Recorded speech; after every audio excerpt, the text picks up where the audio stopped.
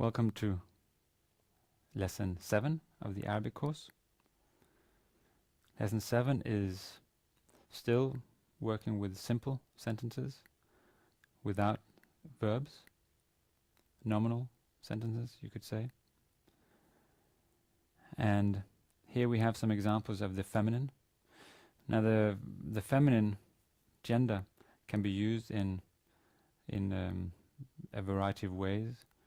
Slightly different from what English does, and one of them, an example is that when you have a collective noun, as in, for instance, tree in Arabic, if you have it in the masculine, will often be read as a collective, meaning trees in general.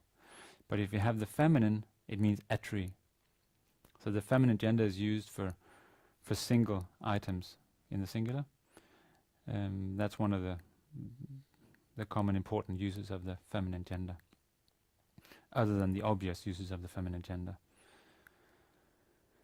So you have some sentences here. In exercise 5. Another small piece of grammar that you see in exercise 5 here is the vocative, calling to someone. That you see that in sentence 13. The vocative particle in Arabic is yeah. Yeah meaning oh or hey.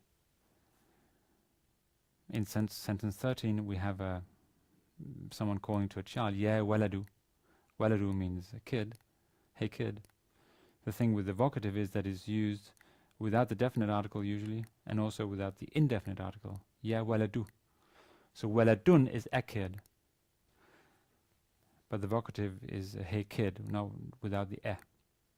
Incidentally, just as in English. So let's take some examples here in exercise 5. The first one, the first word is to be read jariyatun saghiratun. Jariyatun saghiratun. Now first maybe I should talk a little bit about stress. So we don't know how the stress was expressed in classical times. We don't know where the stress was, but there's a consensus about where the stress is when you pronounce or try to speak classical Arabic today. And the rules of this stress are very simple, very simple. The thing is, if the word only has 2 syllables, the first syllable will have the stress. If the word has 3 syllables or more, the third to last syllable, or technically called the antepenultimate syllable, the third to last syllable will have the stress. Unless the penultimate syllable, the next to last syllable, is long. The syllable is considered long if it has a long vowel or if it ends in a long consonant. We will see some examples of that. So in this exercise 5, sentence 1, the stress is on the third to last syllable in both words. Jariyatun saghiratun. Since the next to last syllable in both cases is short. In both cases it's a simple eh in a feminine word. Jariyatun saghiratun. Later we'll see some examples where this is not the case and where the stress is put on the penultimate syllable. That is long then.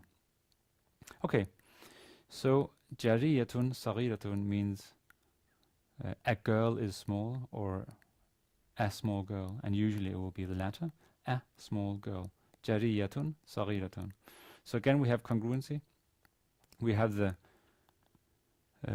adjective in the feminine case, feminine gender. So we have a congruency both in the case of the gender, also in the case it's both they're both nominative, and also in the indefiniteness. So both end in the tanween, in the nun, that as they're supposed to. Jariyatun, saghiratun, a small girl. Sentence 2 in exercise 5 is another example. Ukhtun kabiratun. A daughter, sorry, a sister is big, or a big sister. And again, more usually it will mean a big sister.